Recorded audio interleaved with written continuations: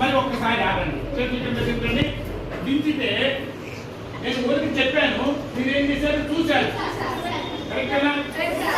మరి ఇప్పుడు మొత్తం మొత్తం గుర్తు చేసుకోవడానికి 5 సెకండ్లు కూడా పట్టిందా? మొత్తం మొత్తం మీ లోపల ఉంది, అవునా? ఒక్కసారి రిమైండ్ చేస్తే మొత్తం మళ్ళీ గుర్తొస్తుంది. మళ్ళీ మొత్తం గుర్తొచ్చిన తర్వాత నేను 6 నెలల తర్వాత వచ్చి నేను ఆ రోజు కథ చెప్పానంటే ఆ మేక గుర్తొస్తుంది, కుక్కలు గుర్తొస్తాయి, ఆ పండుగ గుర్తొస్తుంది, అది ఏలాటం గుర్తొస్తుంది, అవునా?